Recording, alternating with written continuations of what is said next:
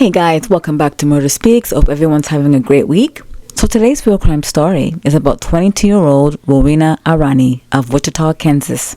Rowena was born February 18th, 1994 in Karachi, Pakistan to parents Turan and Bayram Irani. She had an older brother named Rushad. The family of four immigrated to Wichita, Kansas in 2004 when Rowena was 10 years old. Rowena's parents wanted a better life and better education opportunities for Rowena and her brother Rushad in America. The Irani family moved to America 3 years before 9/11, so it was very difficult for Rowena and her brother to make friends, but eventually they settled in. Rowena joined her high school ROTC's program and drill team, even though she had no plans to join the military. Rowena flourished into an ambitious, outgoing, and kind young woman. In 2012, she graduated from Wichita Heights High School, and she immediately enrolled in Wichita State University. Rowena dreamed of earning her master's degree to become a teen counselor. Her mother, Taranj, was so incredibly proud of how hard Rowena worked and how seriously she took her studies.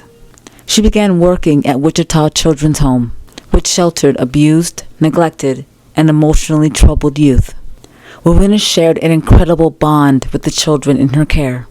Debbie Kennedy, who's the CEO of Wichita Children's Home, gave an emotional speech at Rowena's funeral about the impact she had on the children while she was there. She said Rowena greeted the children like they were important guests she was waiting for. Rowena gently woke up the children each morning, and she made sure to say goodbye every evening before she left. And the kids look forward to seeing Rowena and sharing their stories of their day. And Rowena listened attentively to each child, making each child feel special and demonstrating that they were deserving of kindness and compassion. She helped the children set goals and make constructive plans to achieve them. In May 2016, Rowena reconnected with Dane Owens while attending her brother's wedding. Dane was an old family friend. Dane came from an affluent Kansas family, and he had served in the U.S. Army after high school. But his military career ended abruptly when he suffered a serious traumatic brain injury from an explosive device. Now, because he was forced into a medical discharge, he returned home to Wichita, Kansas. He then enrolled in Kansas State University to pursue his college degree, the same time as Rowena was working towards hers. Now, Rowena and Dane hit it off immediately, and a romance quickly blossomed. But, according to Rowena's family and friends, Dane became fixated on marrying Rowena and having children with her. But Rowena wasn't ready for that. She was only 22 years old, and she wanted to focus on finishing her college degree. Now, Dane's intensity to get married and have a family so quickly scared Rowena, because she felt that the relationship was moving way too fast. Now, when Rowena asked for some space early on in the relationship, Dane begged her not to leave him. In a deeply disturbing, desperate letter, he obsessively declared that he possibly could not live without her, and that he would harm himself if she left him. Now, he seemingly backed off when Rowena, to his face, told him that she was not ready for marriage or for children.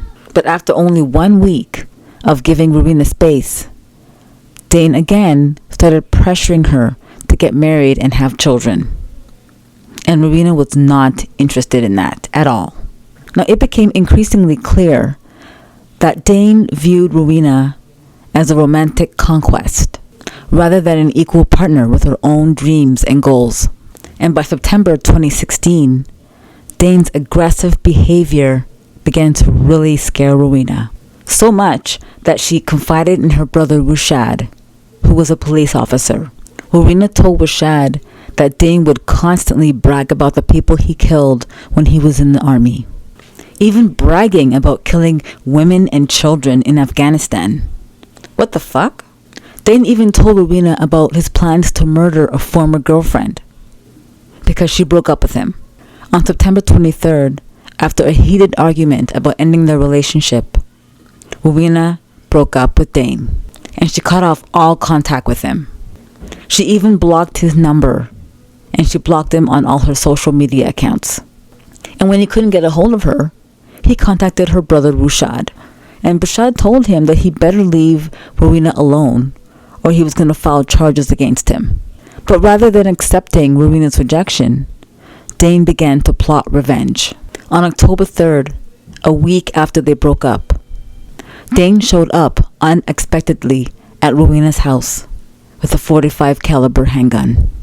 The rest of her family was out working or attending classes, so Rowena was all by herself. Security cameras captured Dane parking far away from Rowena's house in broad daylight. His arm was in a sling because he just had recent shoulder surgery, and his sling concealed the firearm. He entered through an unlocked door. "Lock your doors, people," and waited for Rowena. When Rowena walked in the room, Dane raised his weapon and shot Rowena fatally in the head, without warning. After he shot Rowena, he quickly exited through the back door and drove off. He even stopped to throw the handgun magazine and Rowena's cell phone in the pond. Meanwhile, Rowena was left alone, critically wounded, bleeding out, all alone. She was home alone for hours. Now, Rowena was supposed to pick up her mother at work like she normally does. So when she didn't show up, Rowena's mother got a ride home from a coworker. When her mother got home around 4, she entered the house and saw Rowena lying in a pool of blood, and she immediately called 911. Hello? Hi, this is Chester County 911. Yes, my daughter. I came home right now and she's full of blood. Somebody's hit her. I don't know what happened. She's full of blood. Please tell somebody quickly. Rowena clung to life support at Wesley Medical Center for nearly 24 agonizing hours. But unfortunately, Rowena succumbed on October 4th at the age of 22. Her brother Rushad immediately told the police to look at Dane Owens. Dane lived in Manhattan, Kansas at the time, while attending Kansas State University. He was staying with his parents in Andover while he recovered from shoulder surgery. Dane was found at his residence. Now, when the police told Dane that there was an incident with Rowena, Dane did not look surprised at all. He had no reaction. He didn't even ask any questions, and the police were surprised at that. He consented to be interviewed at the station. She blocked me from everything. So if you were going to talk to her, the only way would be face to face? I'm just a nice guy that always gets f***ed over, honestly. What do you do? Made a stupid decision, and I let him back inside and just walked in. It was in my hand. When she came around, it just startled me. Hold it. Now, he told police that he went to Rowena's house and brought the gun just so she would listen to him. He said the gun was concealed in his sling and he never intended to harm Rowena. Yeah, I don't believe that. That's obviously not true. He said Rowena startled him when she walked in the room, and because of his PSD, he accidentally pulled the trigger. Boy, bye. Now, at the police station, Dane was asked to imitate what happened, but he couldn't do it. He said the pistol was in a sling when he shot Rowena. It was a semi-automatic. Now, if the gun was in a sling, and it was an accident, like he claimed, then the shell casings would have kicked back in the sling, and he would have shot her in the stomach or the waist. But it kicked back in the house, and Rowena was shot in the head. So he would have had to raise his arm to shoot her in the head. Not an accident. The police also interviewed women who knew Dane Owens, and there seemed to be a pattern with him.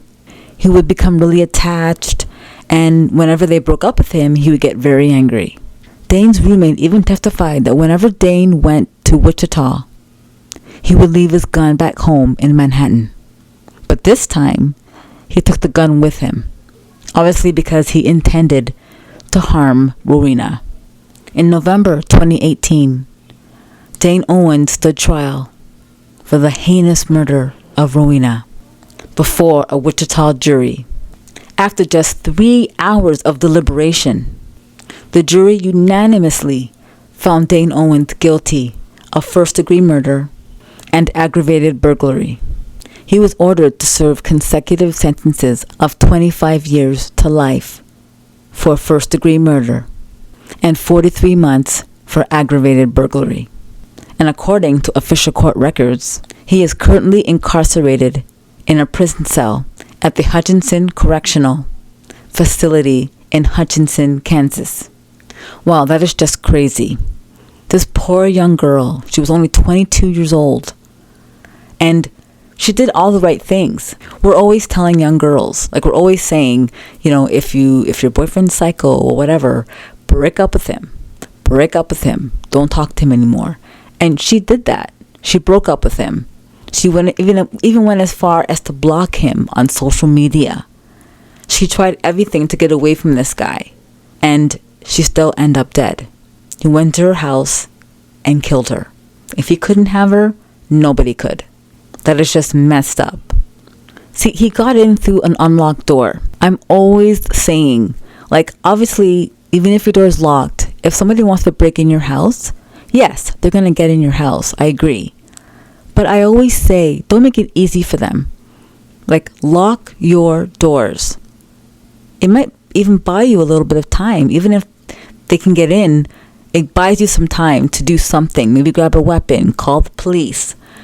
But if your door's unlocked, they can just walk right in. So, people, please lock your doors. Always lock your doors. And he obviously meant to kill her. Because, like the police said, if he didn't mean to kill her, then the shell casings would have kicked back into his sling. And yeah, he wouldn't have been able to, he wouldn't have moved his arm. If it was an accident, it would have shot her straight in the waist or the lower area. But the fact that he had to raise his arm to shoot her in the head means he obviously meant to kill her. So he's exactly where he needs to be.